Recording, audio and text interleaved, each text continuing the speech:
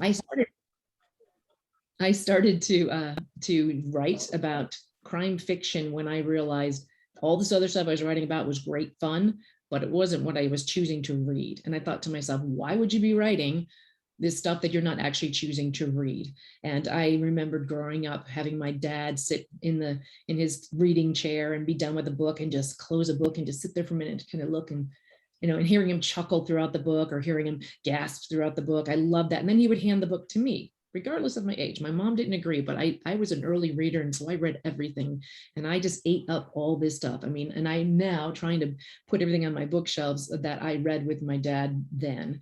Everything from, Lawrence Sanders was a big guy in Lawrence Block when I actually got to meet him. And I said to him, oh, I remember reading your books, and I mentioned some of his, I didn't mention like old, if y'all are old enough to know about his kind of pulp fiction-y books that he did, he had little sexy stuff happening in there.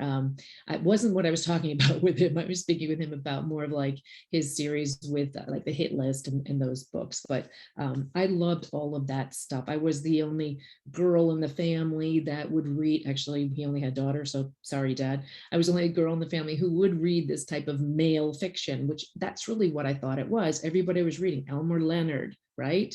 Robert B. Parker, that was a huge one. He was always handing me down those books. And then he even introduced me to Cormac McCarthy. And of course, there was like, do you remember those John Jakes books? There was like the series of them. We read all of those. And so I thought maybe only men write really good stuff. Is that what it is? So when I graduated from high school and I told my parents I wanted to go to college and I wanted to do something, then I thought maybe something about writing. I was really kind of embarrassed to even say that to them. And they both looked at me and, Linda, that's not a real job. I was like, oh crap, I'm putting my sights in the wrong place. And I wasn't into journalism because journalism, I always feel like you had to say something that was a little bit embarrassing to people. You had to poke around and follow them around. And I didn't ever want to do that and make somebody feel uncomfortable. So I thought you can make them feel uncomfortable on the page, but I didn't want to point my finger at them in public. So journalism wasn't my bag. So I stepped away from the whole idea of it and didn't pick it up again, any sort of writing up again, until I was pregnant with my son. And this, fast forward to I'm 31 years old in San Diego, California, and we moved up to Northern California, and he was born in Walnut Creek, California. So I was like, I'm going to be home. And I'd started taking these courses to talk about maybe doing some personal essays, some creative writing. I loved writing. I wrote my own stuff, but I didn't show it to anybody. And I wanted to do something I thought with picture books. Now, if you read any of my books now, you'd be probably going like, what the heck? How could this girl ever be writing a picture book for a child? Because it isn't, I stepped quite a bit away from that. I'll say that, but I still am in love with the whole idea of a graphic novel and of pictures telling a story and of less words showing you more. And that's, I think, where picture books for me started my regaining that love of language, that power of the words, the idea of how so few words could give such an image in your mind.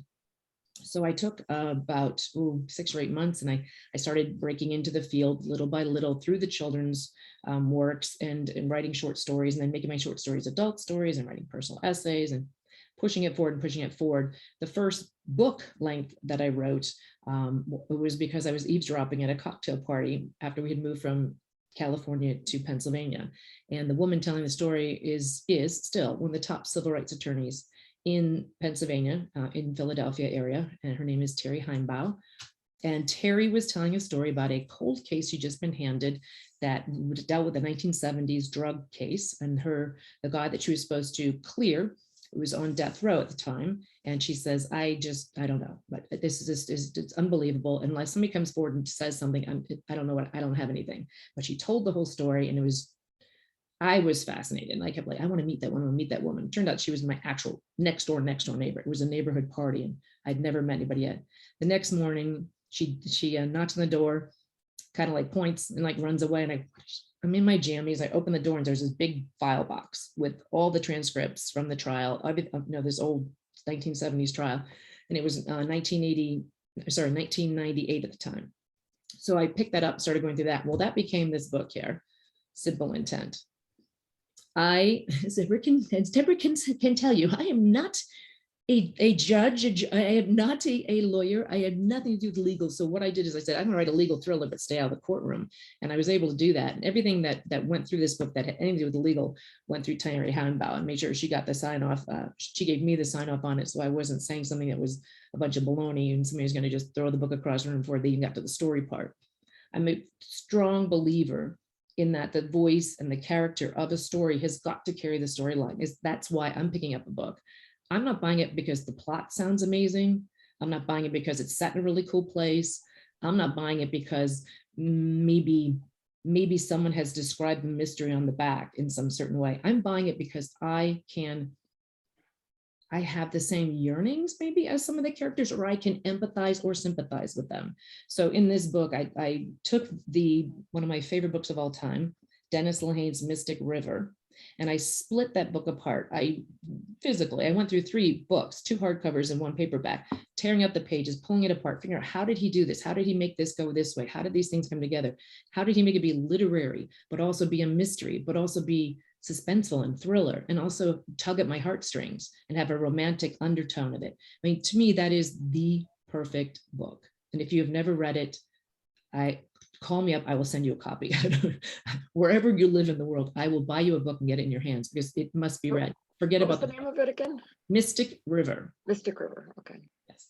So with Mystic River, that idea of that thought, I was like, great. I don't need to write legal thrillers. It was a great story. I still am in love with this story.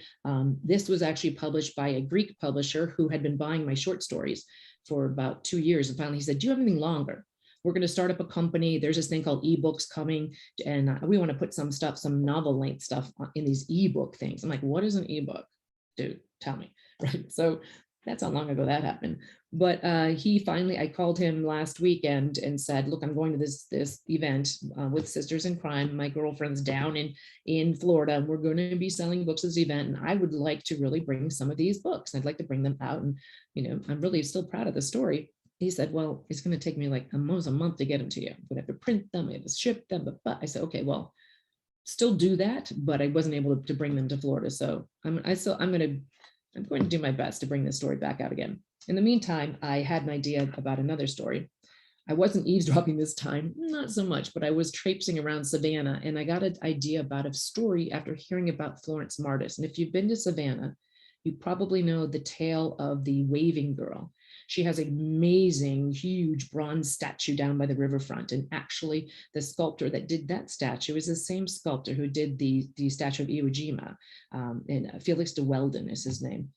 And I thought, well, geez, nobody weird is going to be like, okay, there's some woman well, it's not them waving because it's made of bronze, but it looks like it's waving, and the dog at her foot and the lantern by her side. And I said, what is the story with this? I go in this one little souvenir shop, and the lady is like, whatever, boop-a-doo-boo, crazy person, da-da-da.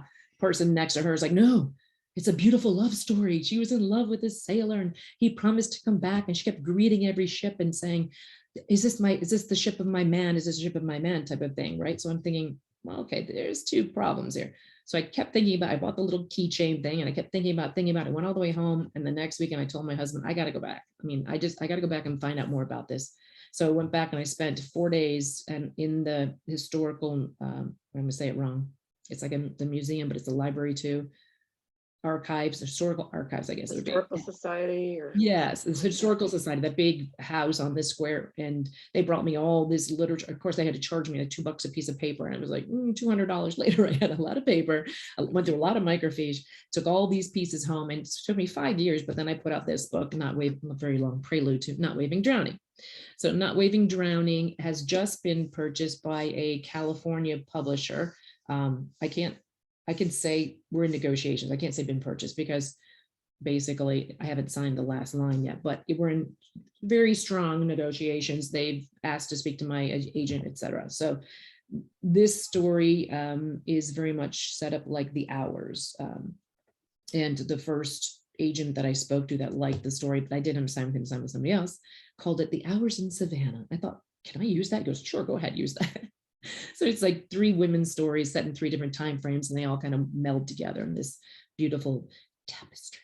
I have to use air quotes because I think that's actually what we said on the back of it. But Robert Olin Butler has a nice blurb on the back for me, so that was fun. So after I got done with this 5 years of writing historical fiction, which I thought great story, really liked it, had some mystery in there, had the romance in there, had all those undertones, all the same underpinnings that Mystic River had for me, but there really wasn't the crime. It wasn't that twisty moment where you feel uncomfortable or afraid or you want to be the bad guy. And sometimes you, as a reader, even when I watch some shows on TV, like I'm rooting for the bad guy. Like there's something about that. So then I thought about what if I was the bad guy, meaning I writing in a personal I story. And I know that the PI stories were getting really big, and I got in this whole weird bent where I started watching a lot of noir films, and I was chatting on Twitter with, which sounds really nice, but I really mean, I'd send out a message and 2 days later, maybe I'd get a reply, with Megan Abbott and Laura Lippman. And they both sent me these 2 lists. These are the noir films you need to watch, Linda. Like, watch these, check these out, follow these people. You know, this is who I think the true femme fatale is. This is the best PI, this, right? So I started getting all this stuff, and I was like, oh my gosh, my brain, I started thinking in that same pattern. You know, I almost like started wearing fedoras. I really felt like I was getting into that whole noir vibe. And so when I came up with this idea, threw me walk into a bar, I said, well, I'm going to Google my own name. And I did. And I saw how many hits came back with Linda Sands. And then I saw like all the different people that Linda Sands were. And one was this bass fisher woman who's winning all these contests. And another one was this woman who does these yoga retreats on this like Caribbean island. I'm like, both very cool people, right? And I thought, what if this guy who has the most common name, and it took me about 2 days to figure out which the most common name combinations were, type it in and came back with like 2.5 billion hits or some crap like that. It was like a lot of hits. James John Smith was the name. And that name I used and had my dude in this book go and find another James John Smith and kill him and take over his life. So see, that's the big what ifs. That's what all the authors do, right? We just what if it to death. Like, what's the worst thing that could happen right now? Boom, and then it happens. So I had a lot of fun with this, and I basically took some short stories I had of other women, and I pulled out the pieces, the character pieces in there. So they're almost like character vignettes when I tell the stories of the 3 girls. And this is the one that won the Georgia Author of the Year award. It's probably I'm very proud of this book too. So, and also people love the cover. I'm like, the cover is cool, but Amazon said, if you want to sell more things or do all of our promos, you got to take the blood off the cover and the bloody hand. So some books have the bloody hand and some don't, but they still promote me. So that was a tricky thing. And then I had a time frame where I started going around and are we okay on time? Because I'll just blab forever. You tell me, right, Sharon? We've got a few more minutes. So, okay. Yes. I'm going to just briefly discuss the Cargo series, which is what I started to write after that. And I was doing a nonfiction photo essay book about modern day truck drivers. And my thought was sort of like the inside cover or the inside insert of the Esquire magazines and GQ. They have this kind of craggy picture of like some dude, maybe it's George Clooney, maybe it's you know, some other famous actor, and they have a little blurb about him and some of the bottom. I want to do that with truck drivers in like a coffee table kind of book. The beautiful photograph inside, not of the rig itself, because everybody does the truck book, but the inside of the cab, which tells everything about them. Their whole like life is inside that cab, and then a picture of them and like their nickname and the name of their truck and their route that they travel. So I started going around to truck shows and interviewing truck drivers, and I found this woman who she was interviewing truck drivers because she was doing a photo series. So she worked for Condé Nast, and she was also did her own photography on the side. So we palled up, and someone connected us through Facebook, like, hey, this girl's doing that and you're doing that. You guys should meet each other. It's like, oh, cool. We started a Facebook page, which that Facebook page still has like thousands and thousands and thousands of people on there, which I've shared that page with a couple of people that are working with truckers to break trafficking rings. So hopefully the people that are friends with me aren't the ones that are the bad guys, but they're the good guys. But that's how Grand Theft Cargo got started. I pretty much lied to my agent saying that I have a book. Yeah, I have a book. Because he said, Linda, I don't know how to sell this photo essay book with these truck drivers, but you're telling me these amazing stories about all these characters. Can't you do something else? So I'm in my pantry and I saw the Zatarain's rice package across the way. And I said, she's a Cajun truck driver who solves mysteries on the road. And he's like, write that. So I had to turn around and send him 30 pages of just, off the cuff. And then I decided that was going to be a series. So I wrote the second book, Precious Cargo, that came out the next year, which we've got some other covers coming too, the alternate covers that are not as in your face, some pretty covers too. The stories are beautiful. And I'm afraid that sometimes if you do read a book by its cover or judge a book by its cover, you may not open it up. And in Precious Cargo, they solve a sex trafficking, human trafficking ring. In Grand Theft Cargo, they solve a black market drug theft. So, and the black market drugs have to do with cancer drugs that were stolen from a Miami warehouse. That's my stuff. And I'm also working on something now that none of you cozy people are going to love, because in the book that I just turned into my agent last month, a editor in New York City becomes an accidental serial killer when she decides the only way to get her fame and fortune and get her author his fame and fortune is to kill off the competition. And the competition are the cozy authors.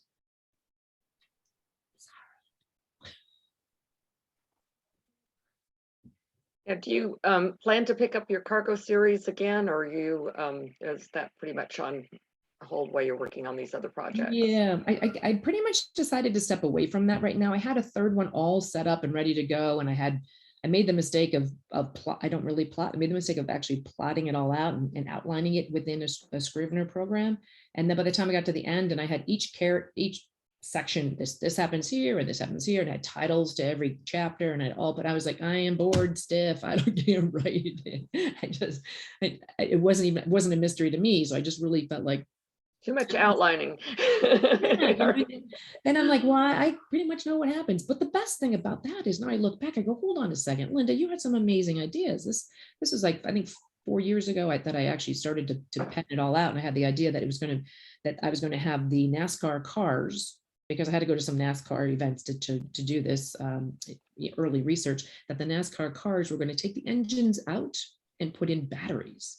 And I'm like, then it'll be changed everything about NASCAR, because you can actually hear, you can talk to your friend, because the NASCAR events I went to, you had to wear the headsets and you couldn't even talk to everybody. It was really loud and noisy, and they couldn't bring kids in, and everything was through I mean, it was weird. And you couldn't even like yell, give me a beer, because the guy couldn't hear you. Right? I'm like, it could change everything. And they go faster, less maintenance, the cars are lighter. There'd be so many things would change. Well, now it's almost a reality. So I guess I kind of could write it now. But also, somebody was looking over my shoulder doing the same thing.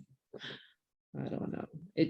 I have a lot of ideas, so I can go back to it. My agent says, if you want to do it, you've got some extra, like I got spare time for that. I'm building a house here. So, does anybody have any questions for Linda?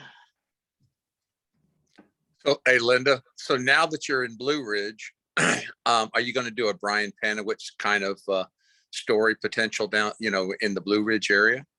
Well, funny you should say Brian Panowitz, because he and I are having a chat. So I've got to scoot out here earlier than staying. Yeah, we're having a little chat. And he actually, the sheriff of my town, of my county, Fannin County, Dane Kirby, is the name of his character in his book. So he says he knows Dane. So I keep saying, oh gosh, if something ever happens in here and I get pulled over for something, or I get some issue with something on my land, I'll be like, Dane Kirby, I know Brian Panowitz. maybe he's gonna help me in some way. Apparently they're very close friends. They hang out whenever he's around here. So I'm gonna hit him up with that when I see him tonight. Like, you got my back if something goes awry, you'll call Dane on my behalf, But I think he's got that covered. I have some funny character that have come out of the people that have worked for me. And I hope that they aren't the kind of guys that Brian's writing about. They're a little bit more on the nasty side. My guys are just more of the local yokels. Sure. Yeah. Do you have any any of your characters in any of your books that are based on real people? And that's one of the things for writing crime fiction. You can kill them, or you can make them killers, or make bad things happen to them. And even when I say like, even like the character, the three women and three women walk in a bar, my girlfriends will be like, oh, that's me. Or my sisters, even. I've got three sisters. They'll be like, oh, I know that one's me and that one's me. I'm like, you got them wrong. You know, it's like they always pick the sweetest, the prettiest, the nicest, or the one that like has People like, don't always recognize themselves in fiction. and I try and like choose a little bit, just a little piece of that person, a little piece of that person. But in some of them, really like some of the real stuff.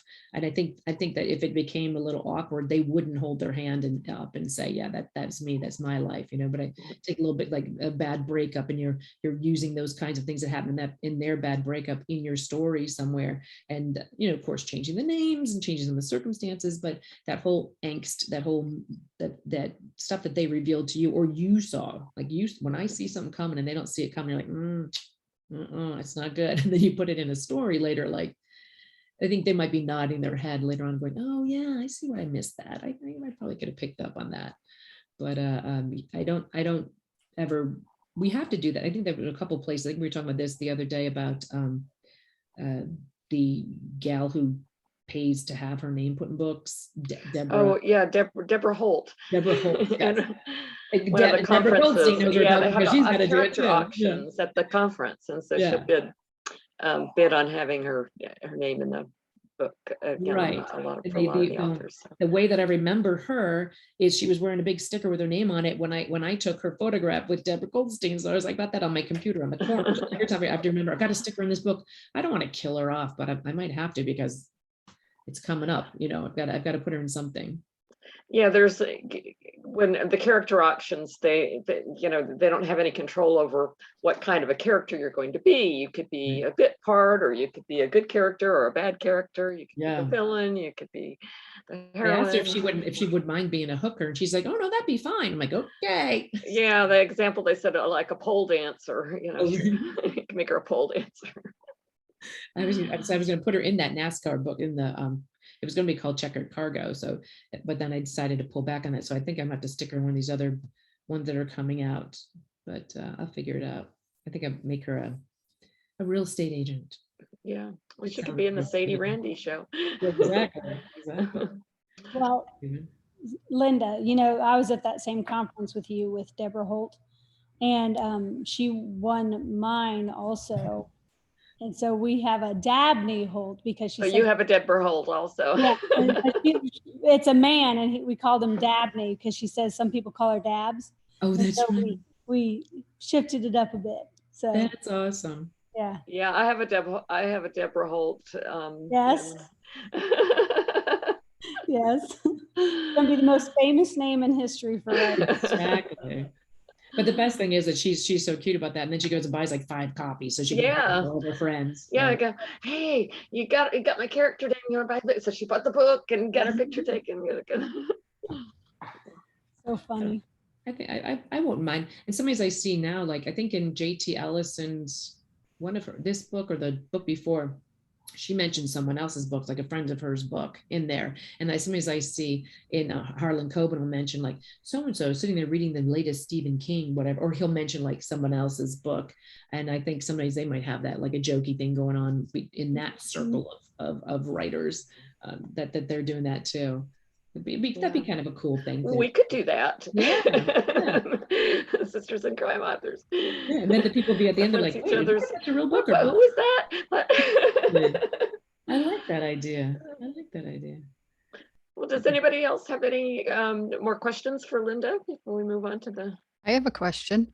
Yeah. So is your Cozy Killer, is there going to be a second in that series? Is it going to be a serial Cozy Killer? I don't Cozy author killer? It's funny because they call her like serial killer, and I did that. Like I think there was a meme. She's kind like, of a serial killer. Like they're killing the cereal, right? So they when they're calling her that serial killer, they had her face like really badly put onto this meme that's hitting all of the networks or all of the online venues. But I don't think I would revisit her. It's a very complicated story, and definitely feels like a standalone to me. But that said, I did end it within an idea of them going to Hollywood, the two of them that had just kind of at the end you figure stuff out, which I'm not gonna say, but I end the last page with saying something about, we should check out Hollywood. Because earlier I had commented to some friends, and I did say it again in the book because it was kind of frustrating. I'm like, why are they remaking all these movies? There's so many good new stories out there, so many good books that we can make into movies. Why do they keep going? How many versions of Cinderella or Lady and the Tramp, basically Lady and the Tramp they are, or Pygmalion? How many versions of that same story do we need? Give me a fresh story. So every time Rocky. right, or Rocky 25, or right, Rambo 87. I'm like, come on, people, Star Wars 189. I don't know. Right? I really like to. So they were joking about that. So at the end, I sort of like, how meaning my character was speaking about the cozies glutting the market.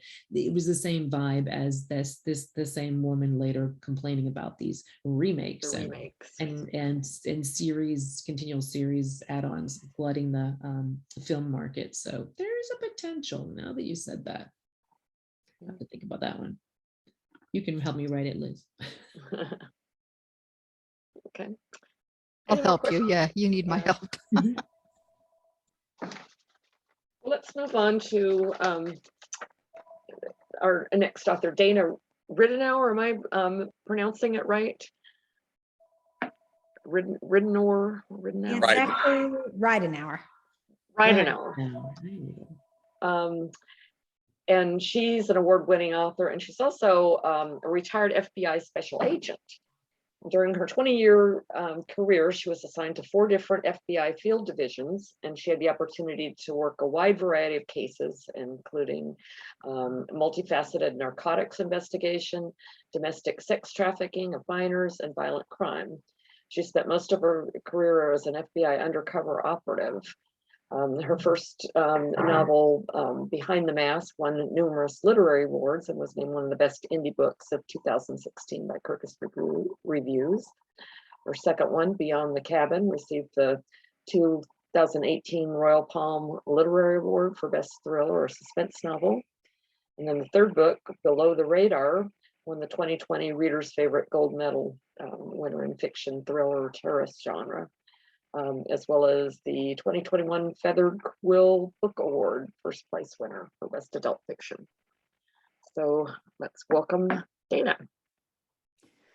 Thank you. Tell us about your career, as an FBI agent, how you got into writing crime fiction, that sort of thing. Well, thank you for having me. It's an honor to be here. And I was listening to Linda, and some of her books sounded like my career with the sex trafficking and narcotics. But I spent 21 years in the FBI. Most of that I was working narcotics investigation. The last 13 years I did spend in the undercover realm. So I spent about 13 years working various kinds of undercover investigations. Everything from long-term deep cover to what we considered quick hits, where I would be in and out, fly into a division, do a case, be gone in a couple of weeks. But I was lucky enough during my career to work 2 long-term cases. And when I say long-term, I mean 24/7. You don't come in and out, you live your alias completely. So I spent my first time 4 years, consecutive years undercover out in California. So I was all by myself. I didn't have any partners, didn't have anybody to work with. It was just me and the bad guys, basically. And I had a contact agent, but I'd have to go 45 minutes to an hour outside of town to even be able to meet with my contact agent. So it was, everybody thinks, oh, that's kind of this cool, sexy thing because you see it on television, but it's actually a long, lonely road when you're all by yourself and you don't have anybody but bad guys to hang out with. So then down the road, I finished that case up and I returned to my home office, which was down in the Caribbean. I was in St. Croix. I was a single female and hadn't dated in a long time because I'd been undercover for 4 years. There was a good looking guy that had been transferred into the office. So I thought, oh, no, this is good. This is good. So we started out as friends and then we started dating. Then I got the phone call that they wanted me to come back to California to work another long-term case. So, well, the last one lasted 4 years. So I thought, well, this relationship is not going to last a 4-year commute between the Virgin Islands and California. But it turned out my boyfriend at the time, Bill, was undercover certified as well. So when we went to the case agent, we asked him, we said, well, how many agents do you need? And they needed 2 undercovers. So we pitched it that, hey, how about letting us work this together? Play a couple playing a couple. So some of the people thought it was a great idea, and the others thought this is a terrible idea. You guys are going to kill each other.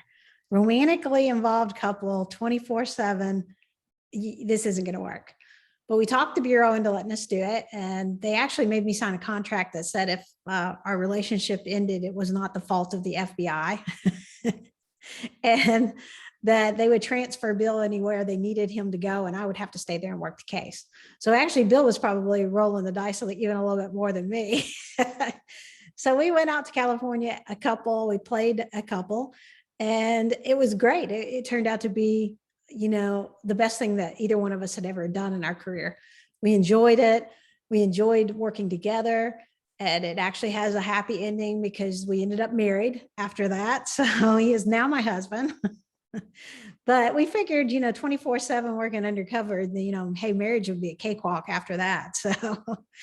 But it was a great experience. And while we were undercover together, we ended up doing some really fun stuff. Like our targets traveled overseas to go to a terrorist training camp in the Netherlands. So we went with them. They invited us and we went with them. So we spent time living in tents out in the middle of nowhere in the Netherlands, learning basically how to build incendiary devices. And it was just really cool. Something that a lot of FBI agents don't have that kind of experience. So fast forward, I guess, a few years, I ended up retired. And I guess probably the last year I was working on the job, I found all of the journals that I'd kept as an undercover agent. I used to keep them concealed in the ceiling panels of my apartment where the bad guys wouldn't find them. But I would write down my thoughts, emotions, and feelings. And most of it was venting, if you want to know the truth, because, I was always kind of fighting with management. And I was one of those people that would ask forgiveness before permission. So I was always in some type of hot water. So my journals it seemed to be a lot of venting. And I just kind of laughed. So I'm in the last year of my career, and I tell my husband, my boyfriend at the time, and I said, I think I could write a book for my mom. My mother's always wanted a writer, and we were always big readers together. She encouraged reading. We would go to the libraries together every weekend when I was a kid. So Mom always wanted a writer. So I thought, I'm going to write this book for my mom. And I still, at this point in time, wasn't thinking, writing novels, post-career job, anything like that. I was just going to simply write this little story for my mother, mainly to show her kind of some of the stuff that I was doing that I could never tell her. So I was undercover. Country are going to cower and hide. I think your memo, Mr. Attorney General, was the last straw.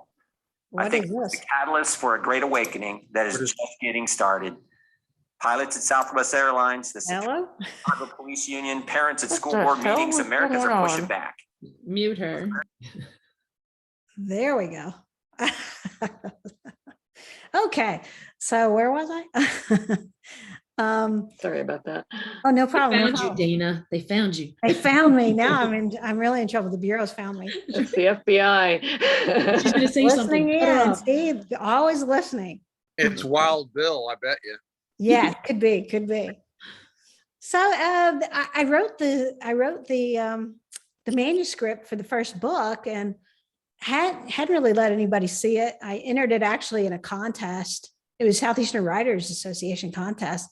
And I'd never let anybody even read the manuscript. And it won best novel. So I was like, and that's the first time people kind of said, no, this isn't a story for your mother. You have to get this book published. It has to get out there. And I just wanted to write a book that showed the psychological impact that working undercover, especially long-term, has on the agent. And the majority of the books out there that have FBI agent characters in them are just crap. I mean, absolute crap. And I can't read them.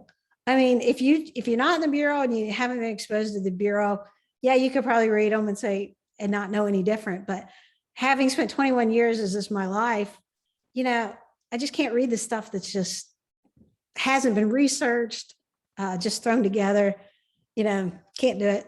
I read very little crime thrillers, to be honest with you, because of that. I'll get 2 or 3 chapters into it, throw it across the room, move on to the next. So that was kind of the other thought was, I'm going to write this book. I'm going to keep it true to the FBI. I want it to be fun and exciting, but I also want it to be factually as close to the job as I can keep it. So I did. Did you the book had to get any special permission from the FBI to write about them, or did they? Did they want to read it before you published it? Absolutely, yes. It has to. Everything I write has to go through pre-publishing review. Okay. If it has an FBI agent in it, so all 3 of the books have gone through pre-publishing review. That's what I figured. So yeah. They want to make sure that you're not looking for trade secrets and things like that. Make sure I'm not doing anything stupid. So the first book, I always say the first book was kind of therapy.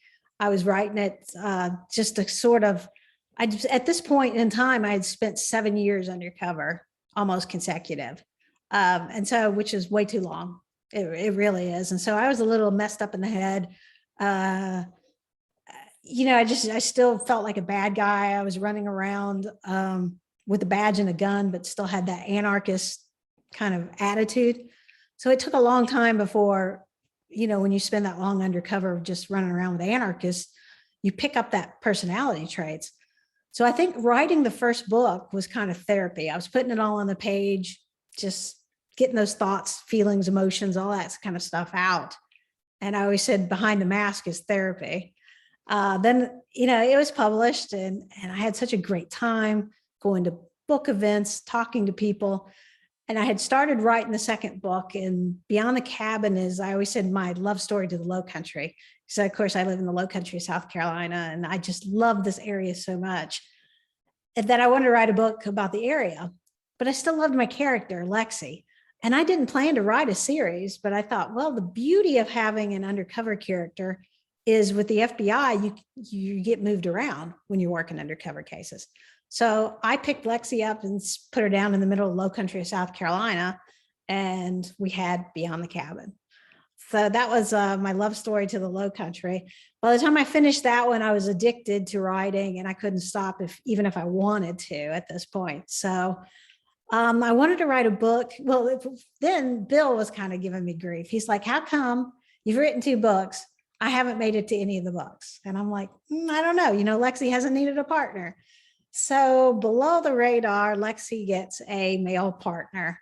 And Bill always likes to tell anybody that everything good that's about the character of Blake is true, and it's all him. And if it's any kind of bad stuff, that's the fiction part of the book, and that I just made all that up.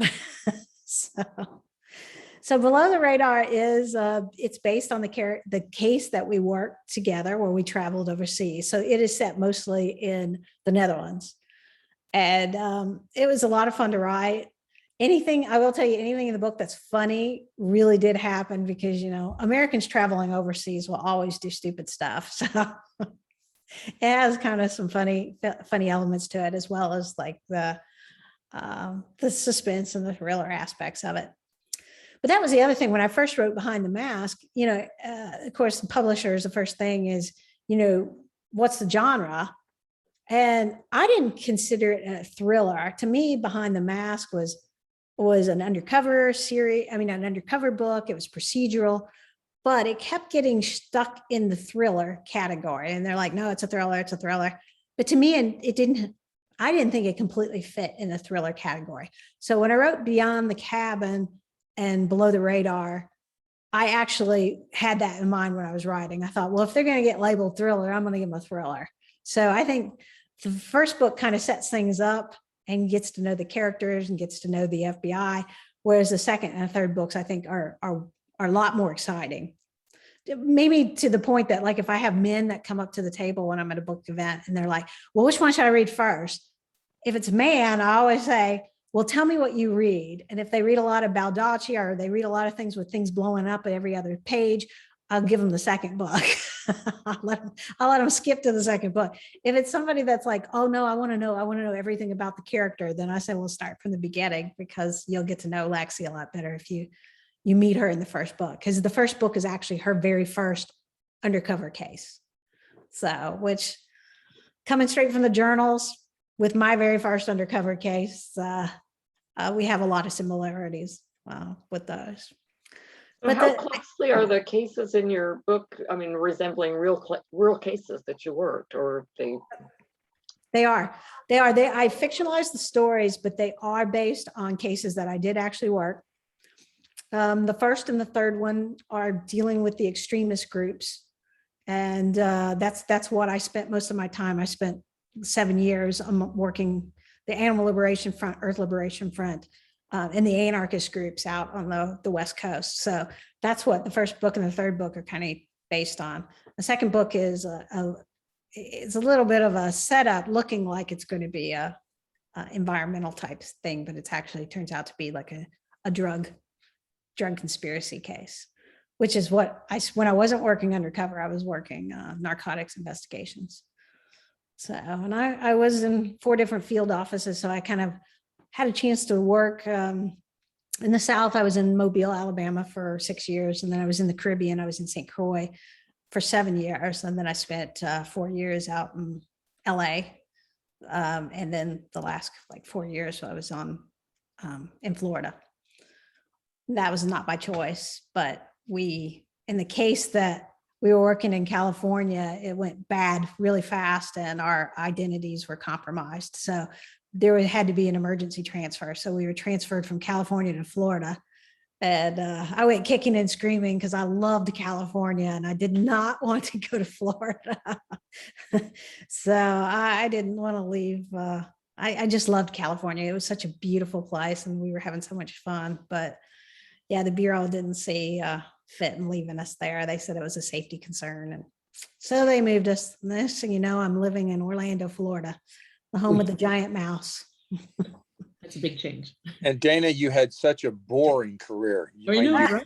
You were behind the desk the whole time. You know, Bill was actually your boss or something. Who knows? Or no, you were his boss, probably. Yeah. Yeah, there you go. So no, that I've read all 3 of your books, and I appreciate we've kind of paralleled each other. So I'm thrilled to death because every time I hear you, I learn more about the backstory stuff. But it is too cool. The only thing I can honestly say, and I joke with Dana, and she actually read part of her book. I had read her book to a bunch of senior citizens at a local residential center. And they loved the story. A couple of guys were really enthralled with it because their background was in Army intelligence kind of stuff. But some of the ladies cringed when they heard the street language.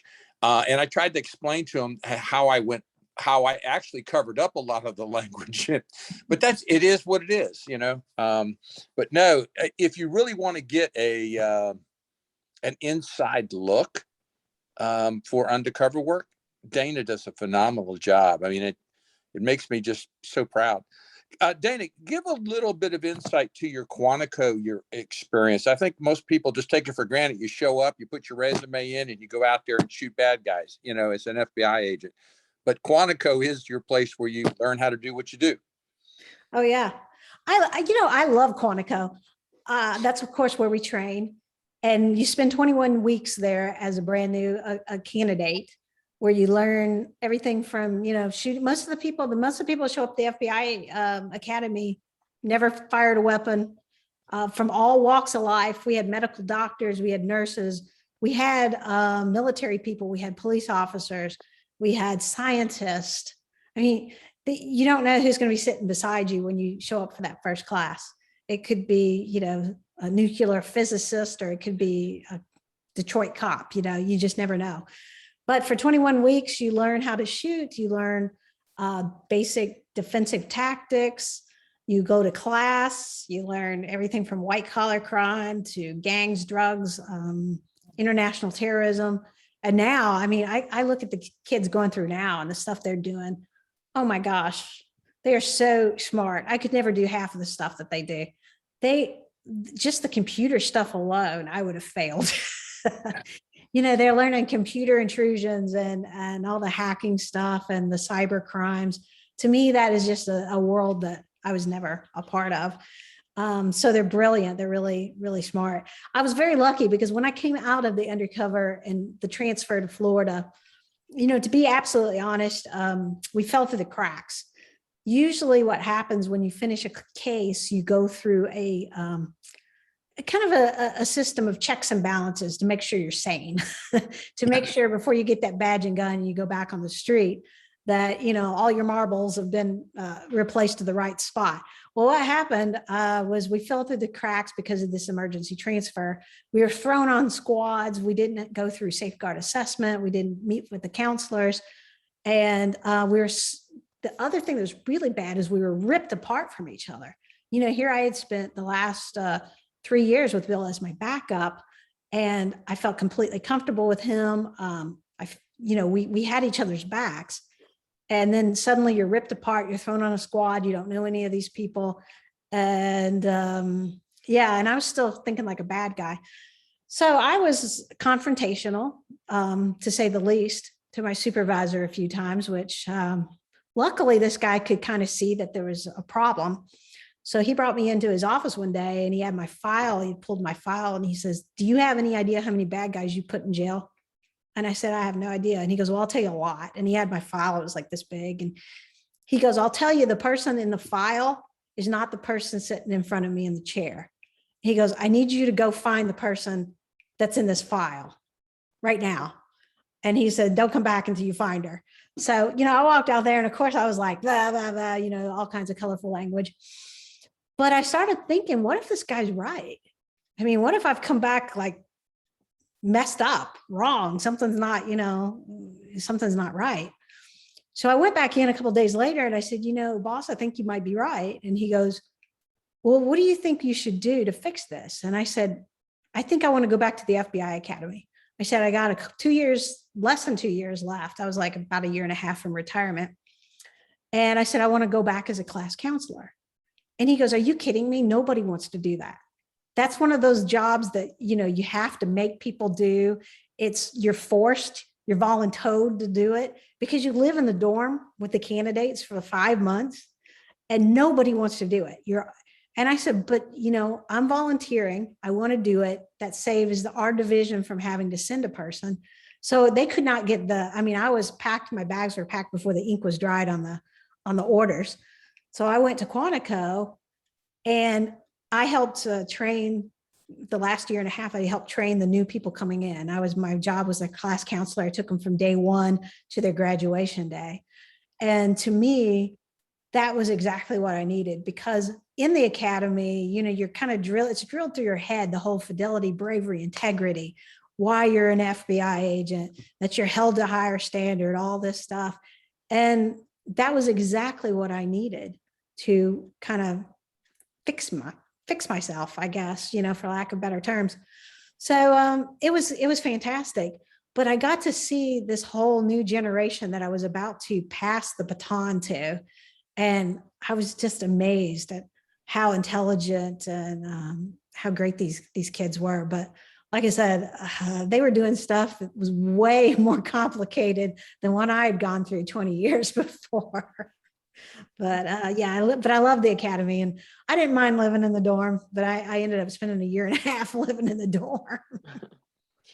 Well, a lot of people may not understand all that, but you're surrounded at Quantico not only by that, but all of the Marine officer trainings going on there and all that other stuff. So you got good company. And I'm proud to know that my sister lives in Fredericksburg, or actually she lives in Chancellorsville, and half of her community is FBI related. Somebody, she says, there's nobody's going to rob that community. No.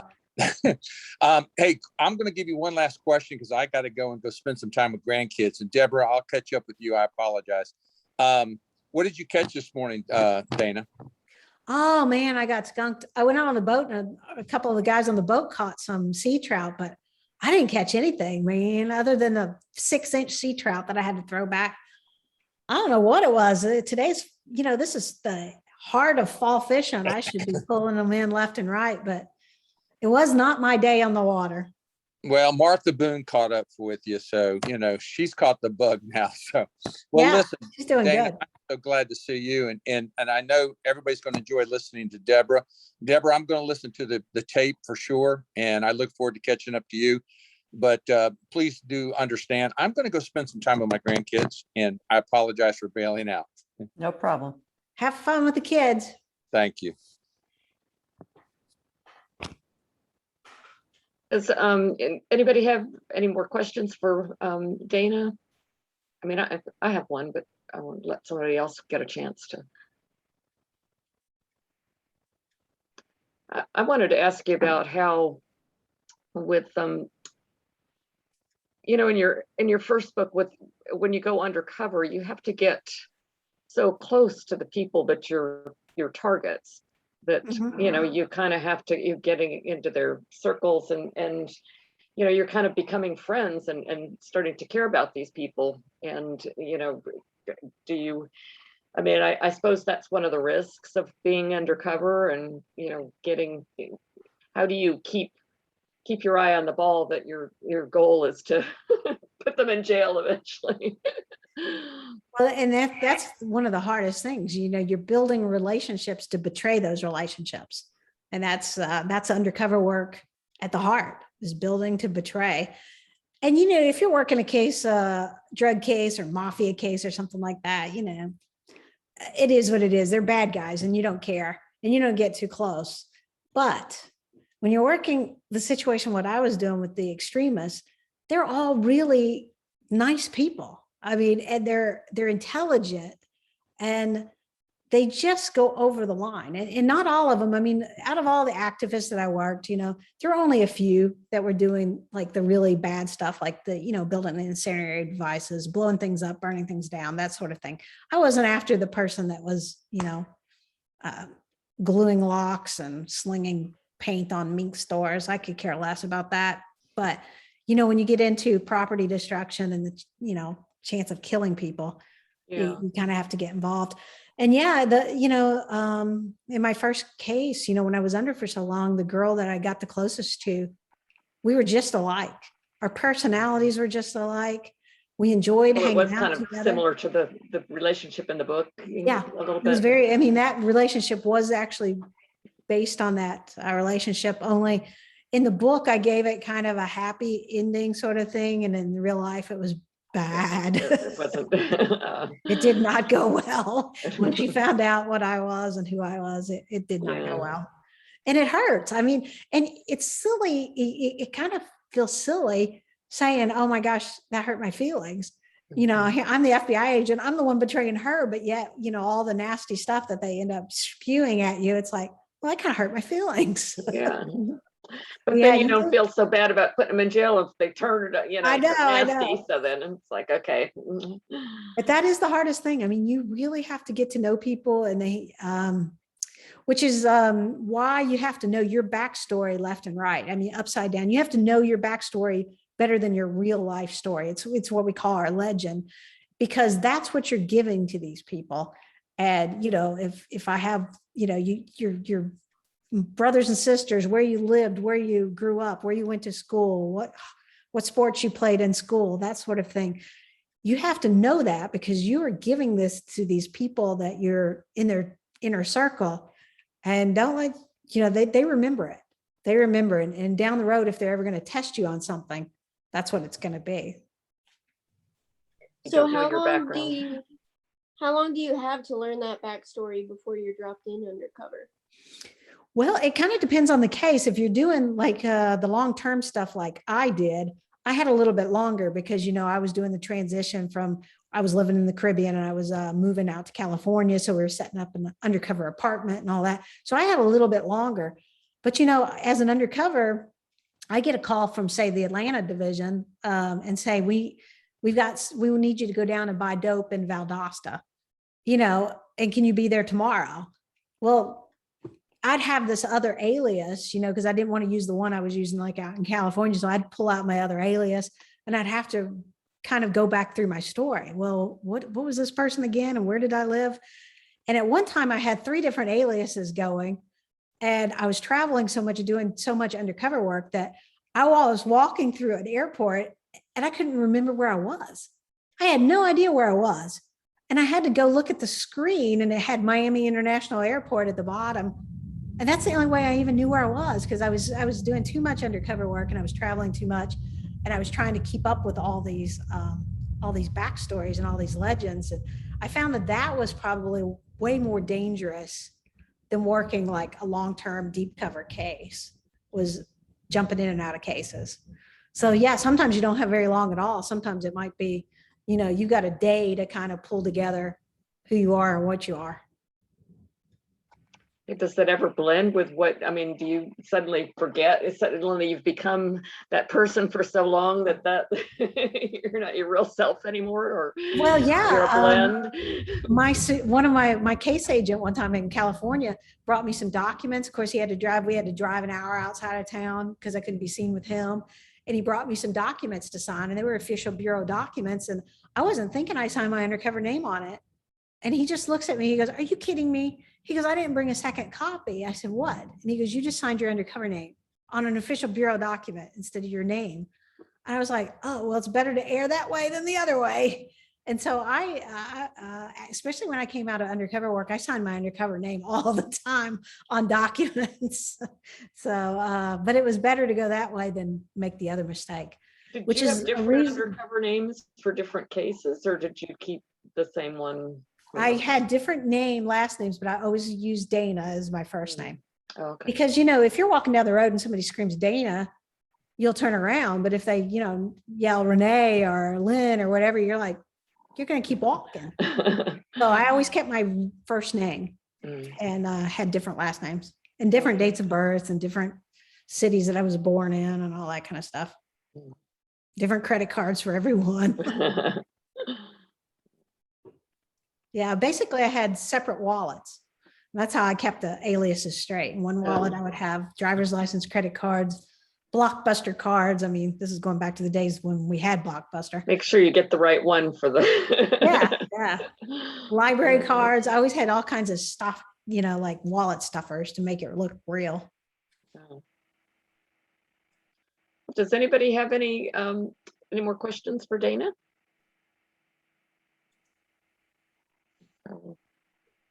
Now we'll move on to our last author, last but not least, Debra H. Goldstein, and she is a former judge. She writes, but she doesn't write legal thrillers. You'd think a judge would write legal thrillers, but maybe she had enough of that. So she writes the Sarah Blair mystery series with Kensington. I think you got 4 out, and you've got another one on the way, I guess. Or is that? Yes. And then she also has a couple of standalone partial series, Should Have Played Poker, and then Iffy Award winner Maize and Blue. She's also won Agatha Anthony Derringer and Silver Falcon finalist awards. She serves on the National Board of Mystery Writers of America, and she's president of SEMWA Southeast Mystery Writers Association. Mystery Writers of America. Okay. And then she was previously on Sisters in Crime National Board and president of the Guppy chapter. So welcome, Debra. Please tell us how you got into this crime fiction stuff after being a judge. Well, there's actually I actually was still a judge when I got into it. I always wanted to write. And I think in listening to everybody's crime fiction story, we have a lot of similarities. As Linda was saying, she thought she wanted to be a journalist. I did too. Except by the time I was thinking about applying and I was looking at all these schools like Syracuse and Michigan State that had great journalism schools, my high school journalism teacher said to me, "You're never going to be that kind of a journalist. Your mind doesn't work that way. You need to go to the University of Michigan.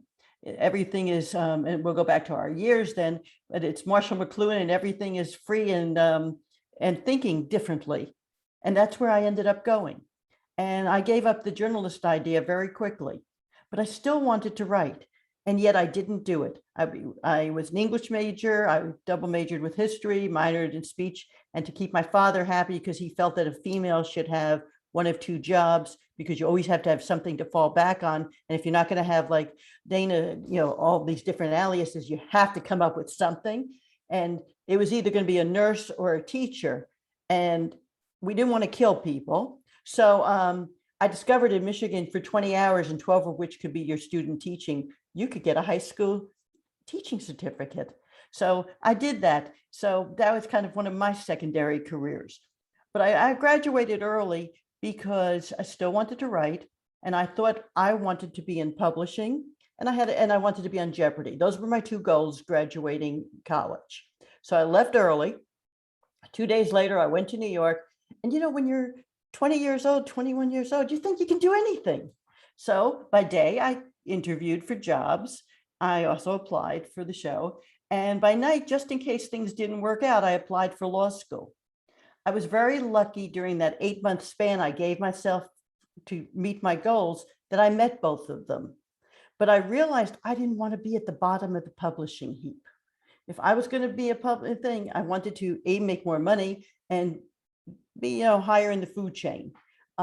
So I went to law school in the fall and I became a lawyer. Well, law is a lousy thing in one way. As Dana will tell you, it makes you have to keep into that rut, which would have been what would have happened to me if I'd been a journalist. You start writing very boring reports. You start writing very boring briefs. Everything has certain boilerplate language or boilerplate things. So I became that person who wrote the skits, who every time there was a community party or something, I wrote the play, I wrote the skit. Now let's move forward because I keep talking about writing.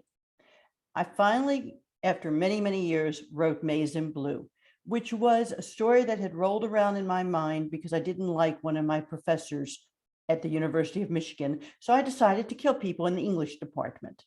And that is where it starts, except I killed a student, and that's an academic mystery traditional. And that's the one that won the Ippy. Well, it came out and I thought, great. Came out in 2011 and it came out from a very small publisher. I didn't know enough about publishing. Part of what we all have to learn is the business, and I didn't take the time. I jumped at the first publisher, and I'm not going to go through that story. Many of you have heard it. The problem, they went out of business. I was orphaned. In the meantime, I tried to keep my careers very separate. There were some headlines that said Judge writes book, but for the most part, I did my signings and things and did not try to mix the two. I didn't even try to push our staff to come to these things. Well, once I was orphaned, I was told, write something different.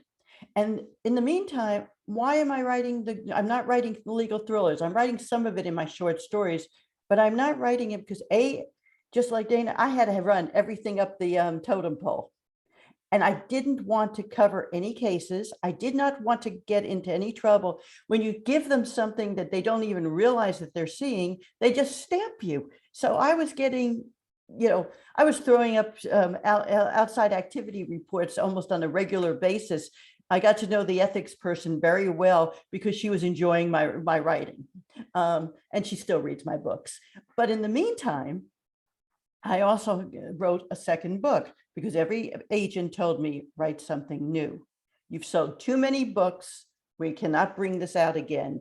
You must write something new. And that's when Should Have Played Poker was written. And now I'll tell my one funny story and then I'll go into the new series. I was sitting on the bench. So imagine me in all black, sitting up high, a little above you. And on this particular day, after 21 years, because I was a litigator for 12 years, I had a case of first impression in Georgia. As a result, the average age for my judgeship was 58 and I got it at 36.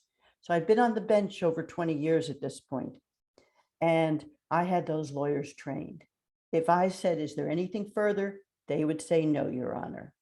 On that day, the lawyer, who was an excellent lawyer, said, no, Your Honor. But his client went, yes, there's one more thing. I looked at the lawyer and as I said, he was excellent. I looked at him to give him a moment to get his client under control. And the lawyer went. At that moment, I knew he didn't have any control over this man. So I looked at the client and I said, yes, sir, what is it? And he goes, Your Honor, I just want you to know one thing. No matter how you rule, I'm going to buy your book. Well, I had to keep a straight face. You can imagine that he didn't buy my book because I ruled against him. Anyway, at that point, I went home that night and I said to my husband, hey, we just got the last kid out of school. We don't have any more obligations. Let's run the numbers. If things work, I can either give up my lifetime appointment and follow my passion, or I can stay here and keep getting my money. The next day, because the numbers worked, I walked in and told them, in about 6 months, 7 months, I don't want any more cases, but now I will work out my docket and I am gone. And I had just reached the average age. It was just getting there. So everybody thought I was either sick, dying, or whatever. And I said, no, I'm about to have my second childhood and I'm going to have fun. When I was both, like Dana again, I taught every new judge. Back then, when I came on, there were 13 judges who were, there were about 13 judges who had been grandmothered in, shall we say, in the federal administrative law judges. At that point, they took 13 of us that summer. So we doubled the corps. And then the next year, they realized they needed some females teaching. So from my second year on, I taught every judge that came through the program until I retired. So I had my hands on the young, I had my hands on the old, but I wasn't going to bring any of it at that point into my world of writing. When I flew across the country doing this, when I did all these things, I wanted to relax. So I went not to the thriller, but to the cozy. I could read a few cozies. And as we think about a cozy, because we were supposed to talk crime fiction too, cozy is usually a single setting or a closed setting. It could be a small town often. Well, I could do small town. I fell in love with Tumka when I was there. And yes, Debra Holt did buy my things and she shows up in all my books too. And I do have a funny malice story. I was moderating a panel my first year into writing. And I always read the people's books. And I read the first book and it was Deb Holt. Oh, and then the next book, Debbie Holt. And then I read the third book of the 5 people and there was no Deb Holt, thank goodness. The fourth book though had Deb again, Debra Holt. Well, it turned out everybody had been at Murder in the Magic City somewhere in the last 3 years. And then she bought my stuff. So she's in all my books too, in the new series of the Sarah Blair books. But let me move on. I am now, again, get orphaned. And I'm told the same thing, write something new. So here I have to think, okay, if I want to write a cozy, it's a small town. It's usually a female or an amateur sleuth. It is going to have a cat, maybe a dog, but a cat is often there. Look at the covers of them. It's either going to have puns, which I don't do puns very well, or it's at least going to have some humor. I can do humor. I can't do anything without humor. And it's going to have usually baking, cooking, something of that nature. It's going to have a strong plot. It's not going to have curse words on the page often. It could be a little edgier today than it would have been, say, 20, 30 years ago, or when Agatha Christie or when some of those were writing them. But it is not going to have the sex, the blood, or those words on the page. They're going to close the door just before they do all that. So I thought, okay, basically, I'm going to be writing a book, and think about Ginger Rogers going backwards from Fred Astaire. I've got to have strong characters. I've got to have a plot. I've got to have everything you have in every other genre of crime fiction, but I got to keep it clean.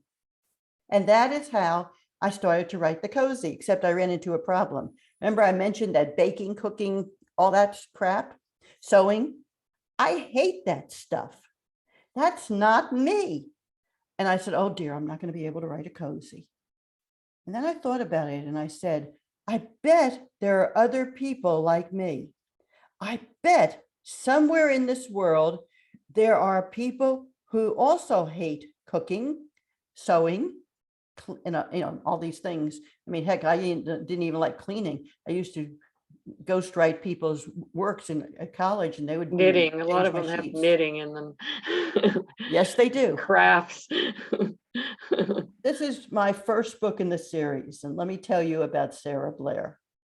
Sarah Blair finds being in the kitchen more frightening than murder. She was married at 18, divorced at 28. That I don't share with her. We just are hitting our 38th year. She was divorced, and the only thing she got out of the marriage was the cat, Rara. So she has a Siamese cat. She's given up her life of luxury, and now she is hating the cooking, and she's trying to refine her life. She's working as a law firm receptionist or secretary, and she's not very good at it, but it was the only job she could get. And the next thing you know, Sarah has to find, she lost everything to her ex-husband, the rat. But we get revenge. I'm not telling anything out of school. On page 1, you see Sarah has a twin, and her twin sister is an expert cook, because we do have to have some recipes, they told me, and I cringed. So I made her sister an expert chef.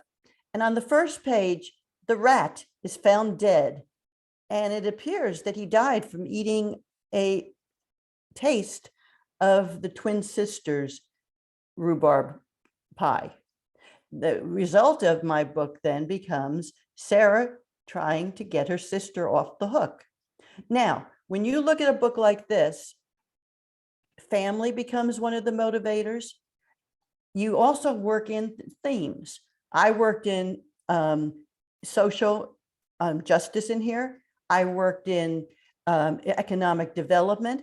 But the difference is we don't spend the time beating you over the head with them.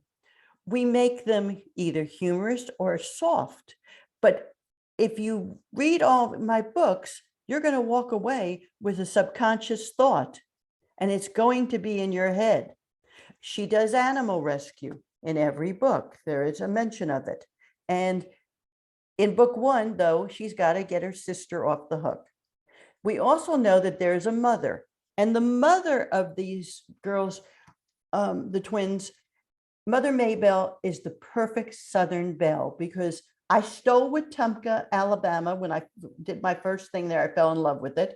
I stole a lot of their settings, but I also stole that Southern belle, the one who can say, bless your heart. I can't do it myself because I too am a Yankee, but she can do it with such purity. In the second book, Two Bites Too Many, which, Kensington bought the first book. When they brought out Two Bites Too Many, I had 2 things I had to do. Again, I wanted to do some animal rescue. I also had to bring in a dog because I don't know a darn thing about cats, or I didn't in the beginning. I had to interview people, a lot of research to learn about cats, but I wanted to do it right. But I always had dogs. So Fluffy becomes a rescue. But as you see, you still have Rara as the main overriding cat. And my animals act like animals. They bark, they pee, they need to be fed, they need to be taken out, but they're part of the animals, they're part of the characters, but they are not the main plot. But in this one, Sarah's mother, Sarah is doing a little bit better, because in the end of at one point, Rara has inherited, and Rara has a lot of money now. And so Sarah is going to, but Sister Emily wants to open a restaurant. She goes to the bank and she's refused a loan. And the mother says, wait a minute. We've had, my husband and I, such a relationship with this bank. So she goes to the bank president and the city council president, who's the same person, and says, how dare you turn my daughter down? And he says, well, I'll look at it again. Unfortunately, a few little later, he is found dead in his office, in a locked office.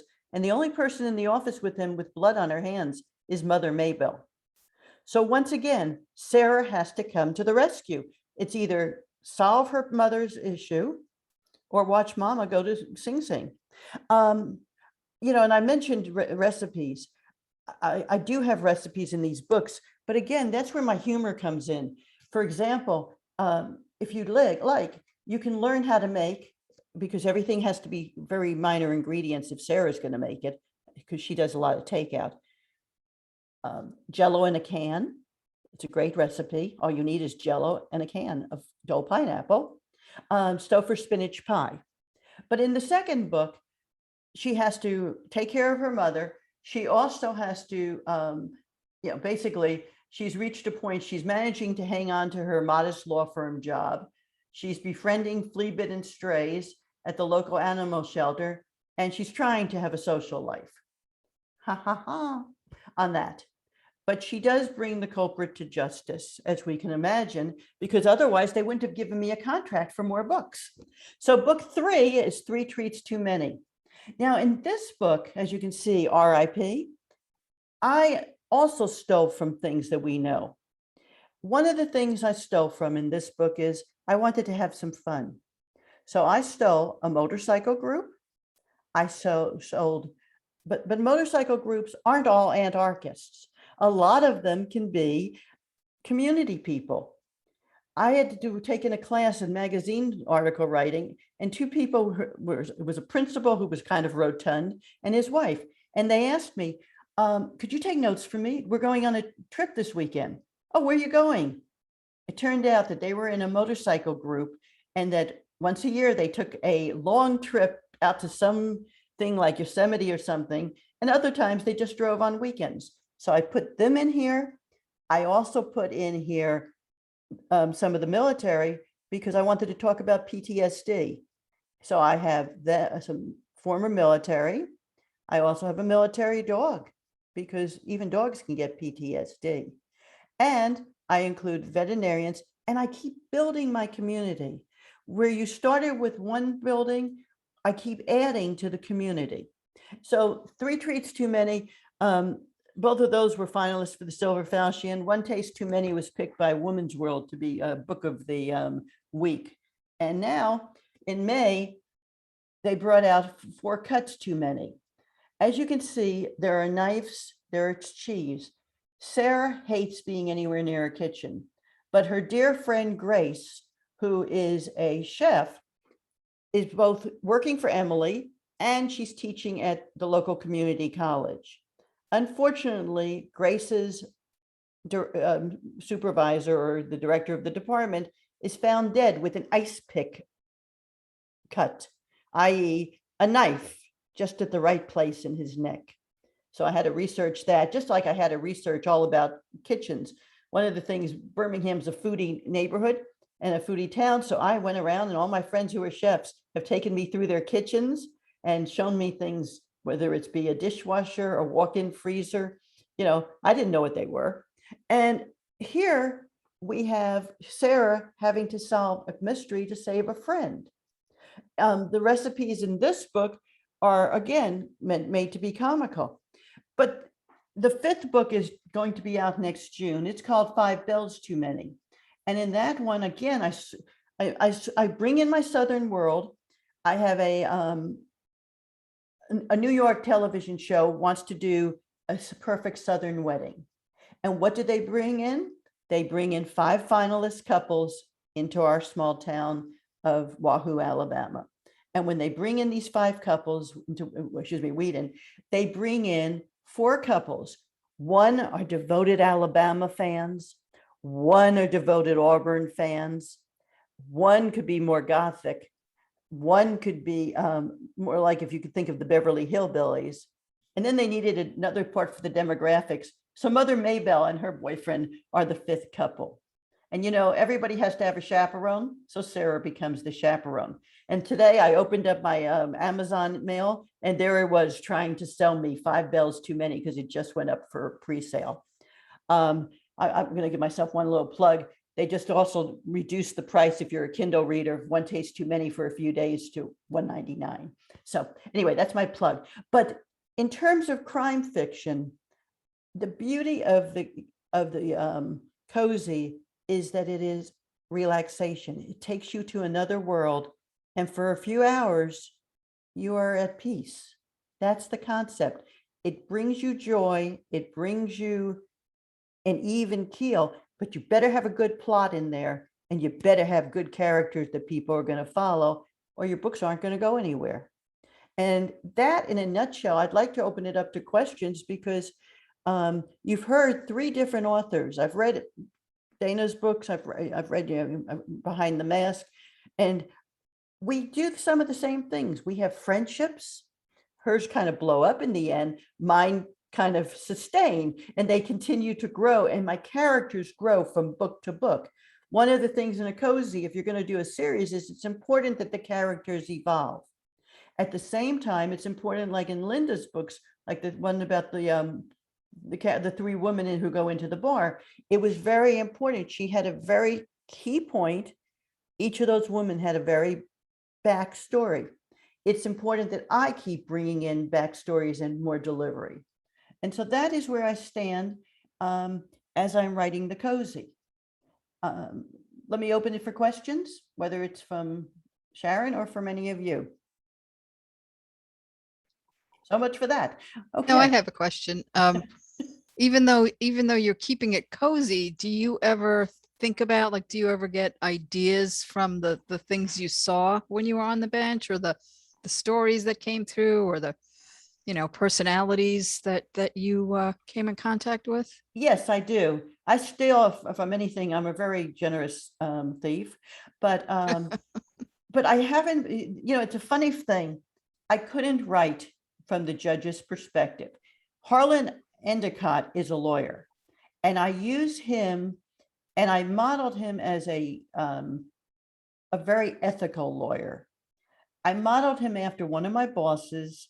I modeled, except my boss was 6'5" or so, and Harlan, you can kind of look down and see the bald spot on his head, so he's not a big man.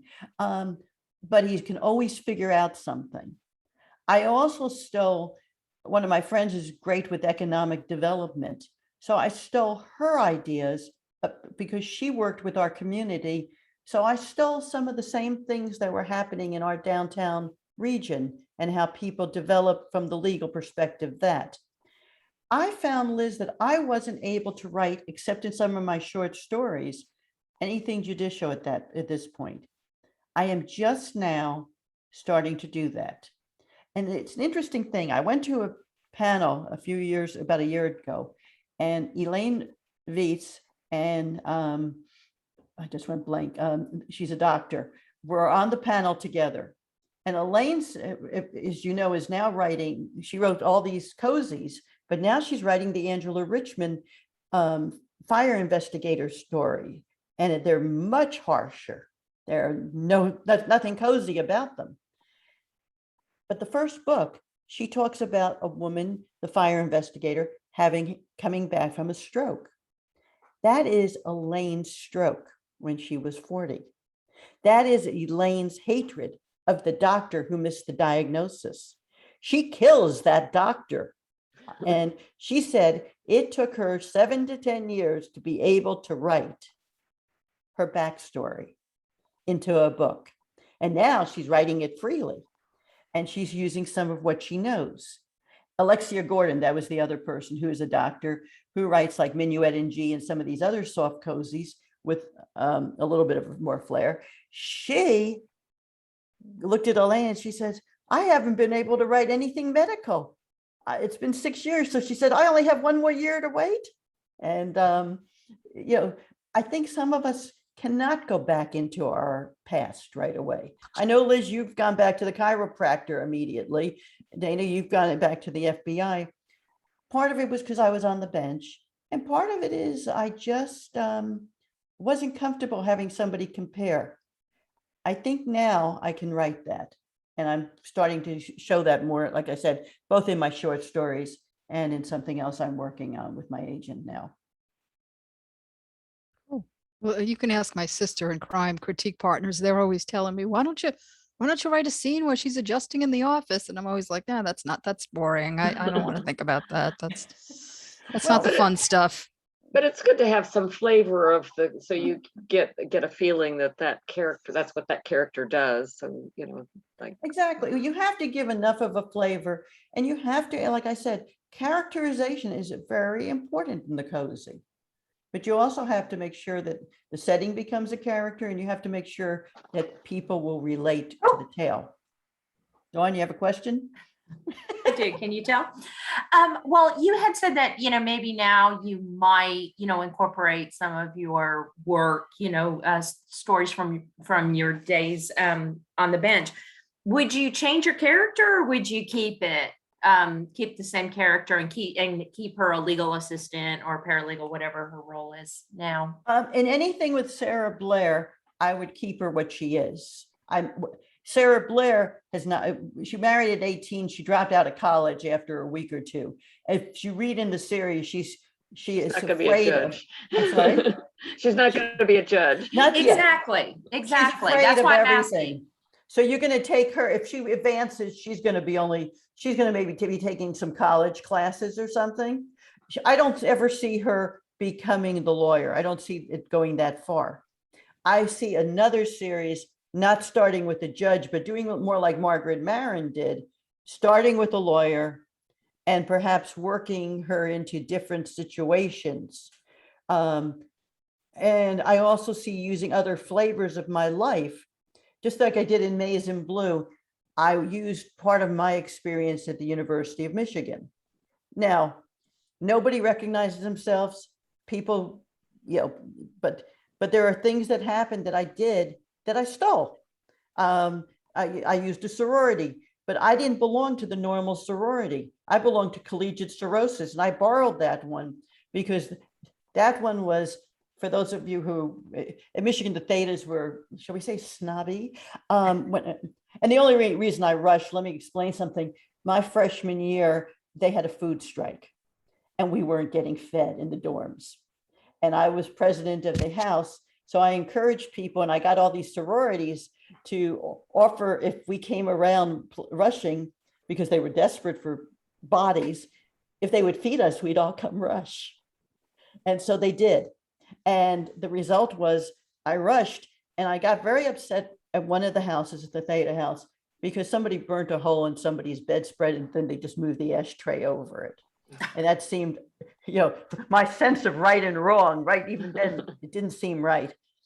And then I discovered the White House right across the street, somebody else had done this like 50, 60 years earlier. They got mad, 2 girls from the Thetas, and said, "Daddy, can we have our own house?" So he bought the property and he built this beautiful sorority house. And it was the only one that was diverse. It was diverse in everything you could think of.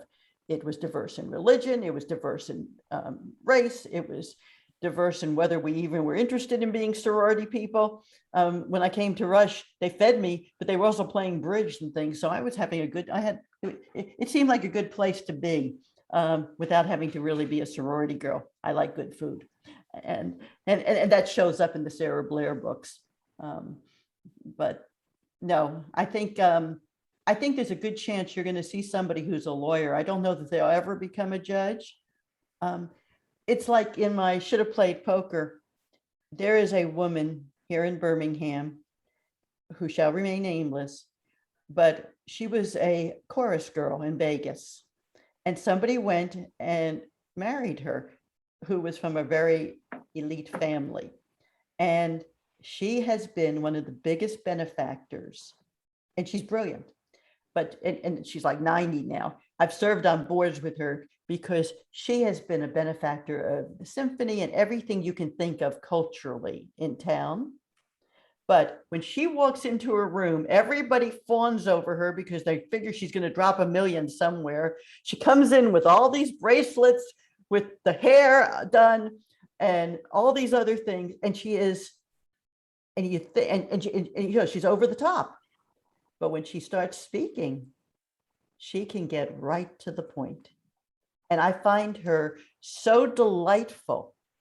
And when my first book came out, she was one of the few who, she immediately sent me a lovely note about following your dreams. And she definitely has.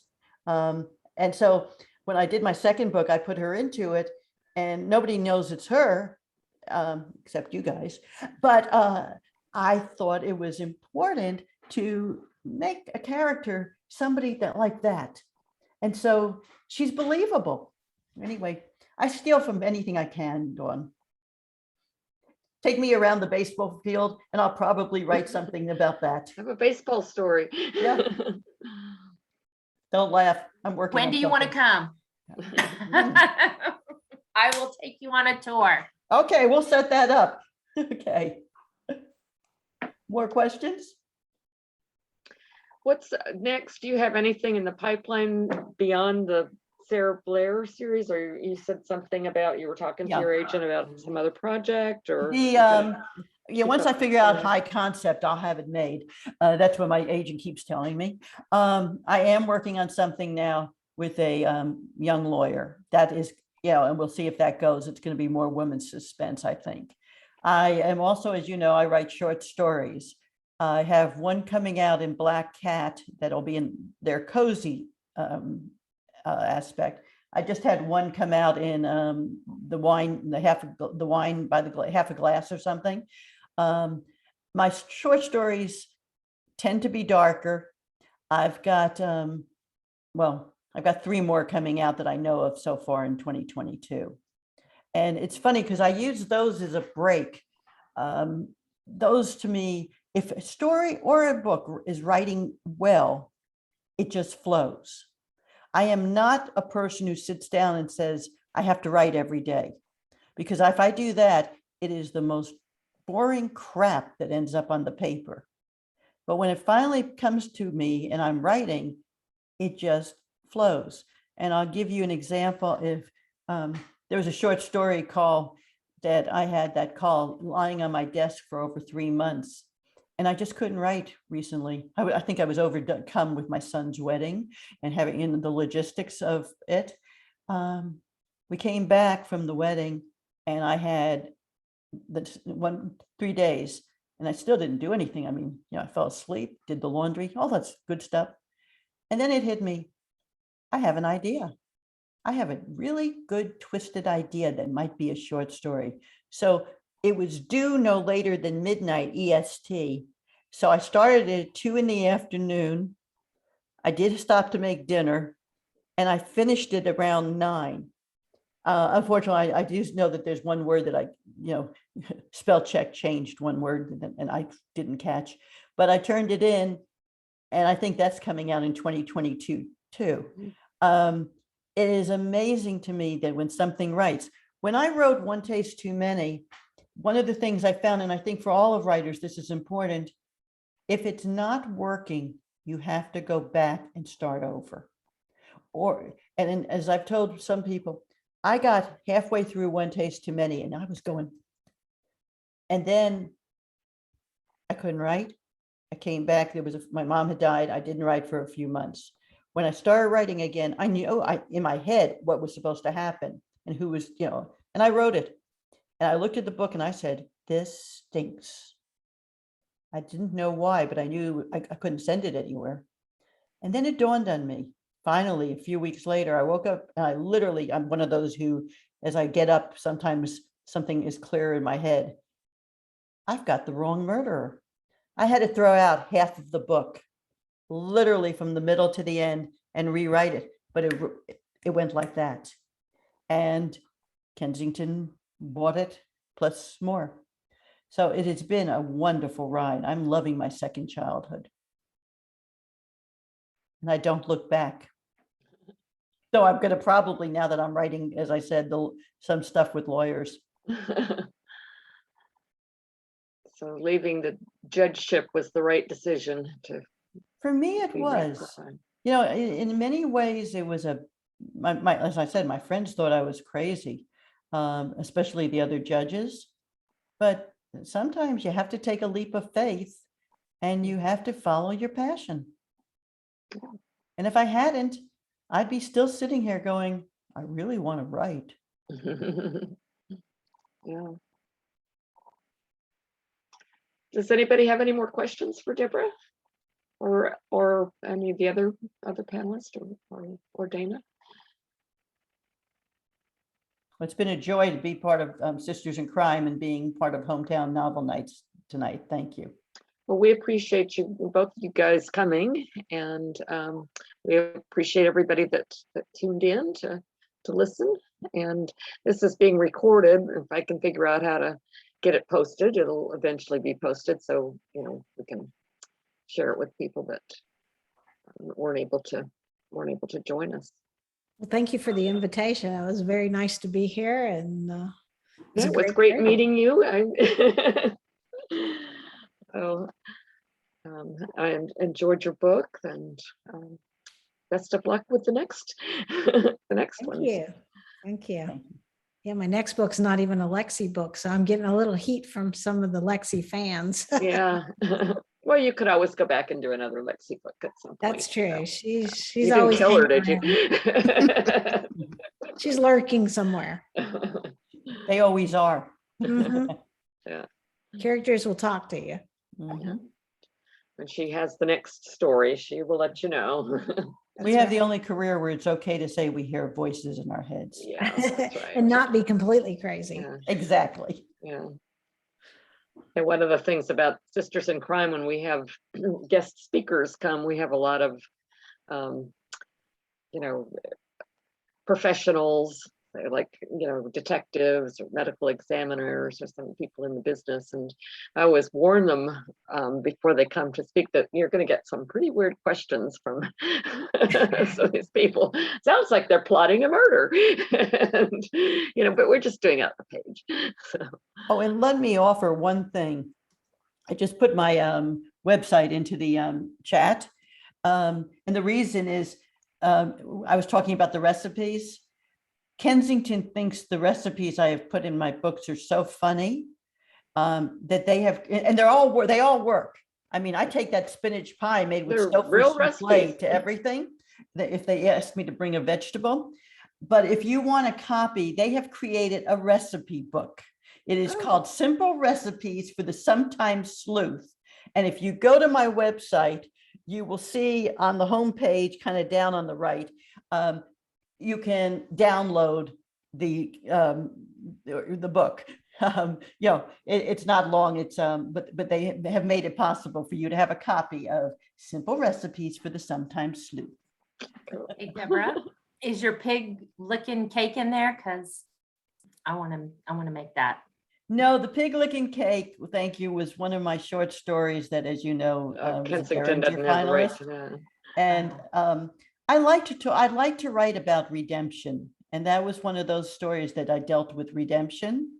And that story actually has a kind of a funny background because I was talking at Killer Nashville with Ann Perry, and I hadn't known her background, and we were on a panel together, and afterwards we were at the cocktail hour, and it was the year she wasn't the guest speaker, so Clay kind of had let her on her own for a little while, and we started talking redemption, how a judge looks at it and how we look at it as writers.